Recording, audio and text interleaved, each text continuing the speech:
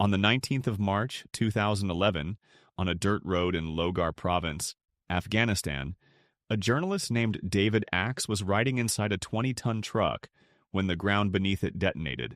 A 250-pound bomb, buried under the front left tire, went off with enough force to lift the entire vehicle and throw it more than 10 feet forward.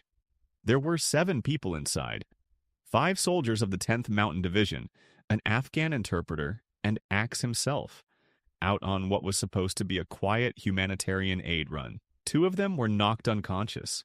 3 more were battered and bleeding but awake, and all 7 of them walked away from it. Afterward, Axe wrote 4 words that became famous in defense reporting circles. "That truck saved our lives." And he meant it.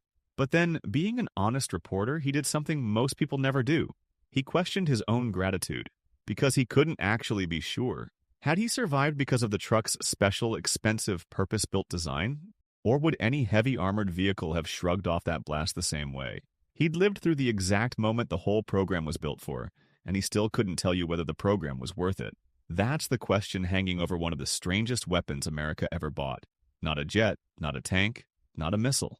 A truck. A tall, ugly, boxy, mine-resistant truck called the MRAP. The Pentagon spent nearly $50 billion on almost 28,000 of them in under 5 years, the fastest major wartime purchase since the Second World War.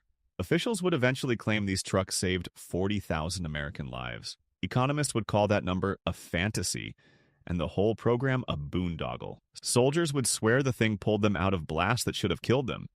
And in the quiet, non-combat hours, the very same trucks would roll into canals and drown the men they were supposed to protect. So, which is the truth? Miracle or boondoggle? Keep that 10-foot lurch in your mind and that honest reporter who couldn't decide.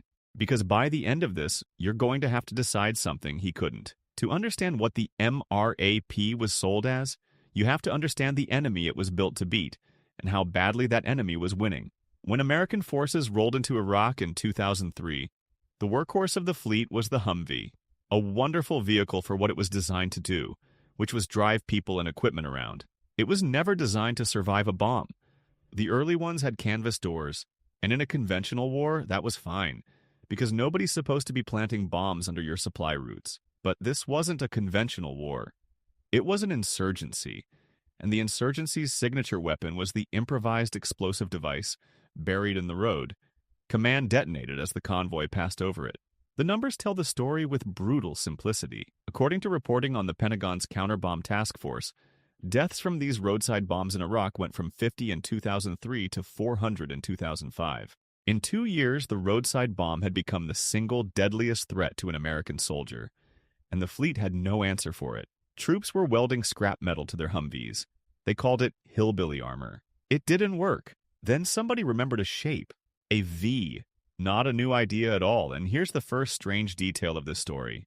The design that would define America's war in Iraq was invented decades earlier on the other side of the world, by armies most Americans have never heard of.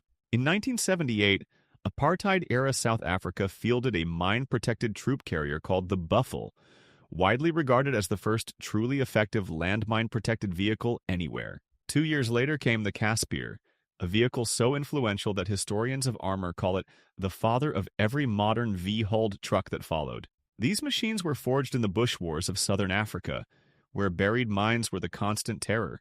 The blueprint for saving American lives in Baghdad had been written in the Rhodesian veld a generation before, and the promise of that shape was intoxicating. Because unlike bolt-on armor, which just tries to stop a blast, the V-hull tries to defeat the physics of the blast itself. So the Marines went looking for someone who could build it fast. In early 2004, they walked into a company in Charleston, South Carolina, called Force Protection, and asked a simple question. Could you build us a mine-proof truck in 6 months? Force Protection delivered a vehicle called the Cougar. And then came the statistic that lit the fuse for the entire $50 billion program. The Marines reported that across more than 300 bomb attacks on Cougars, not a single occupant had died. Not one. That was the promise. A truck the bomb could not kill. So how does a truck beat a bomb? Everything about the MRAP flows from one problem and one solution, and once you see it, you'll never look at these vehicles the same way. The problem is the shape of an explosion. When a buried bomb detonates under a flat-bottomed vehicle, the blast wave slams straight up into a flat surface. And a flat surface catches the full force of it like a sail catches wind. All that energy has nowhere to go but through the floor and into the people sitting on it. That's why a Humvee, with its flat belly close to the ground, was a death trap over a buried charge. It was, in the cruelest sense, a catcher's mitt for the blast. The V-hull inverts that logic. Instead of a flat floor, the crew compartment sits inside a deep V, a hull shaped like the prow of a ship pointed at the ground. When the bomb goes off underneath, that angled steel does to the blast wave what a splitting wedge does to a log. It channels the force outward, along the slopes of the V, away from the men inside instead of catching it head-on. Add serious ground clearance so the compartment sits high above the point of detonation, and shock-mounted seats bolted to the walls rather than the floor. So the energy that does come through has to travel the long way around. And you have a vehicle that can absorb a buried charge that would have vaporized a Humvee crew. The family of these trucks grew fast, and each version tells you something about the war. The Cougar was the heavy original, a 19-ton beast riding a full foot of ground clearance, rated to shrug off 14 kilograms of explosive under a wheel.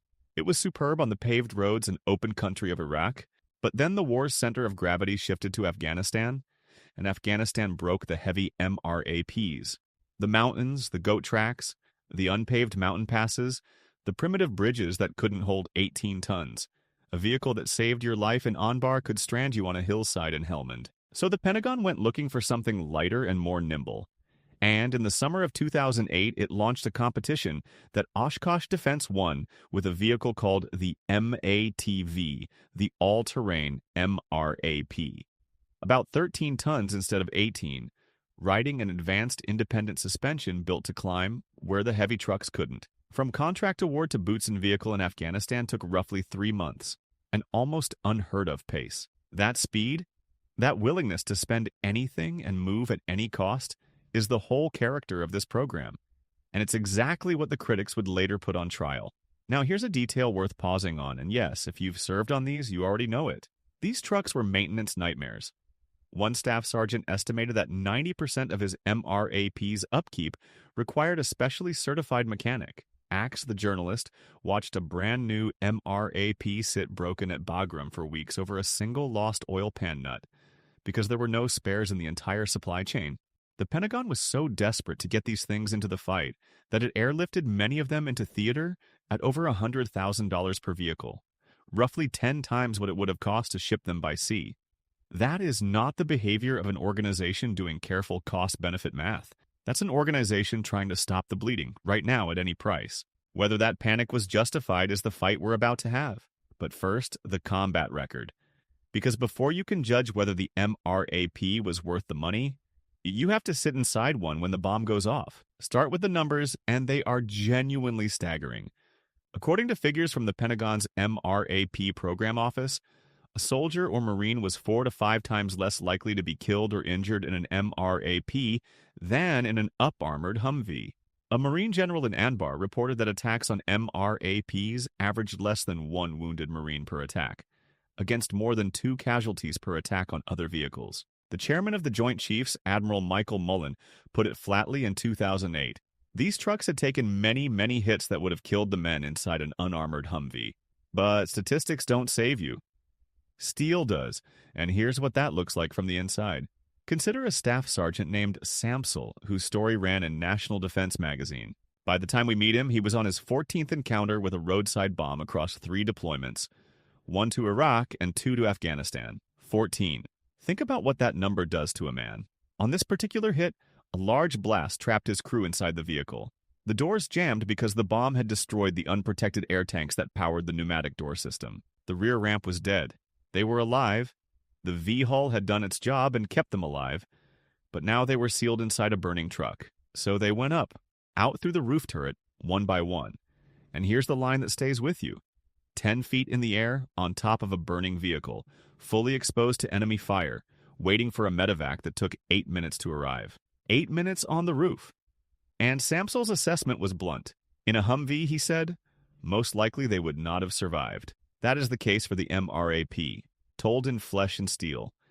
And if that's the kind of story you're here for, the real combat record and not the recruiting poster version, then you already know what this channel is. Subscribe and stay with me because the record on this truck gets more complicated from here. Because here's the thing the survival stories don't tell you. And it's the strangest number in the whole program. The MRAP's greatest achievement may not have been in the men it saved from death. It was in the men it saved from disability. An anonymous military field surgeon, writing to Stars and Stripes, explained the logic better than any general could. The Humvee's problem wasn't just that it got people killed. It was that the blast and fragments that came through the floor produced catastrophic penetrating wounds, the kind that take a leg or two legs or worse. The MRAP's intact crew compartment stopped that. And, as the surgeon put it, the greatest cost of the war to the military wasn't death, it was disability. A man killed is a tragedy. A man who survives with wounds that need care for the next 60 years is a tragedy and a 50-year obligation. By that measure, the MRAP wasn't just saving lives, it was preventing a generation of amputees. The enemy noticed, too. This is the part of an insurgency people forget. It adapts. When the MRAPs arrived and the small bombs stopped working, the bomb makers simply built bigger ones. One American general noted the 14-ton trucks forced the insurgents to build larger, more sophisticated devices. Another, from the Counterbomb Task Force, estimated that by 2007 the insurgents had to plant 6 times as many bombs as they had in 2004, just to inflict the same number of casualties. Read that again. The truck didn't end the bomb war. It forced the enemy to work 6 times as hard for the same result. That is what winning an arms race actually looks like. It's not a knockout. It's making the other guy exhausted. So that's the miracle. Now we have to talk about the Boondoggle because this is where the story turns and where an honest analyst earns your trust. Because everything I've just told you was challenged in public by people with data. The headline claim, the one you'll see repeated everywhere, is that the MRAP saved 40,000 American lives. It's a stunning figure. It's also worth knowing exactly where it comes from, because its origin matters. That number traces to the Pentagon's own MRAP program office around the summer of 2011. It was never published in a raw, primary Defense Department document that anyone has been able to locate. It survives almost entirely through secondary reporting, and the 10,000 in Iraq, 30,000 in Afghanistan breakdown traces specifically to a Time magazine article. So when you hear 40,000 lives, the honest phrasing is, that is the program office's own estimate, surfaced by others, not a settled fact carved in stone. And in 2012, 2 economists set out to demolish it. Chris Rolfs of Syracuse University and Ryan Sullivan of the Naval Postgraduate School published a piece in Foreign Affairs with a title that pulled no punches. The MRAP Boondoggle. They had analyzed restricted Pentagon data covering about a fifth of the Army's battalions in Iraq over nearly 6 years. And their central finding was a gut punch. The heavy MRAPs, they wrote, did not save more lives than medium armored vehicles did, despite costing $600,000 apiece, roughly 3 times as much as an up-armored Humvee at $170,000, and 12 times a basic Humvee at $50,000. Same survival, triple the price. How could that be when the survival stories are so vivid? Their answer was about how the 40,000 figure was built. They argued the program office had essentially counted every single bomb attack an MRAP was ever involved in, and scored each one as a life saved, on the assumption that every Humvee occupant in every one of those attacks would otherwise have died. And that assumption, they said, simply wasn't reasonable because the vast majority of the dozens of daily attacks in Iraq produced no fatalities and no injuries at all, regardless of the vehicle. Count all of those as lives saved, and you inflate a real effect into a fantasy. This is the moment to do the thing this channel exists to do, which is to cite the disagreement honestly rather than pick a side and hide the rest. So here's the other side, and it's a strong one. Christopher Lamb of the National Defense University fired back in the same magazine, and his argument was that the economists had made a critical omission. They focused on deaths and undercounted the wounded. Include the injured, Lamb argued. And by 2008, the casualty rate for troops in MRAPs was around 6%, against 15% in an Abrams tank and 22% in an up-armored Humvee. A third analysis, drawing on a classified incident database, reported that per bomb attack in Iraq, the average number of troops killed was 14 times higher in Humvees than in MRAPs. 14 times. The Deputy Secretary of Defense, Ashton Carter, used that same figure telling USA Today that troops in an MRAP were 14 times more likely to survive an explosion than those in a Humvee. So who's right? If you've made it this far, you clearly care about getting this right, rather than just cheering for a verdict. So here's my ask. This is a case where the record is genuinely still being argued by serious people with real data. If you've ridden in one of these trucks, or lost someone in one, or you've seen the numbers I haven't, put it in the comments.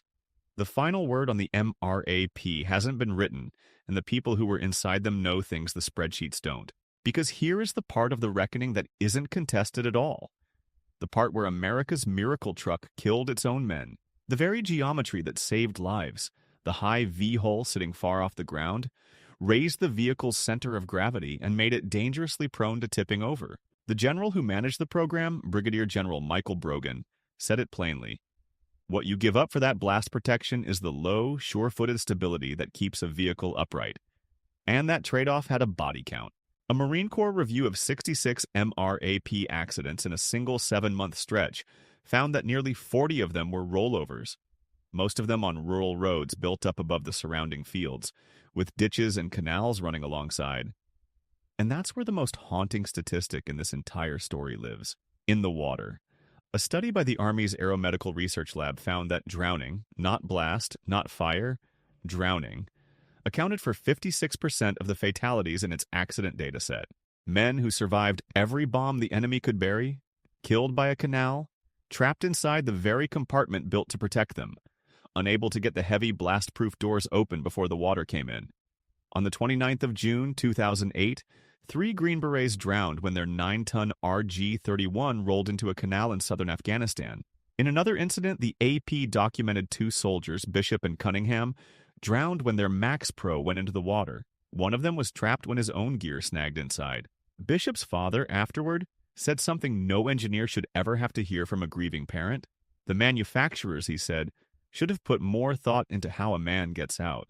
The military scrambled to respond, with egress trainers and emergency escape kits and luminous tape to mark the hatches in the dark. But a program official admitted the truth. Getting the doors open was, in his words, a substantial challenge they were still trying to solve. The truck could beat the bomb. It could not always beat the water. So we come to the verdict, and this is a case where the honest answer is neither of the two you were offered at the start. Not pure miracle. Not pure boondoggle. The truth sits in the space between them, and it comes down to 3 things. First, for the men who actually drove into the teeth of the bomb war, the frontline patrols, the route clearance teams, the convoys running the worst roads in Iraq and Afghanistan, the MRAP was real, and it was decisive. Not because of an inflated headline number, but because of the 14-to-1 killed per attack ratio and the intact crew compartments that turned would-be amputations into bruises. For those units, the truck earned every dollar. Second, the 40,000 figure is almost certainly too big, and the economists who said so were doing exactly the work an honest observer should do.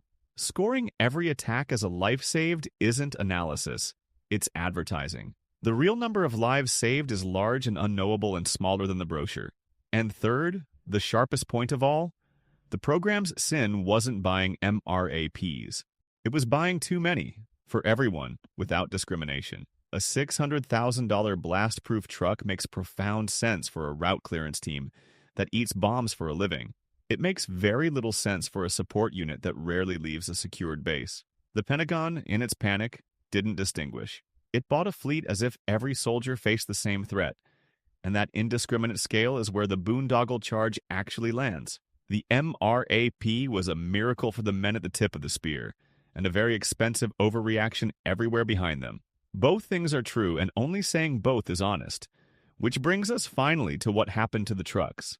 Because the war ended, and America was left holding almost 28,000 of the things, and it had no idea what to do with them. The Army decided to keep roughly a third and get rid of the rest.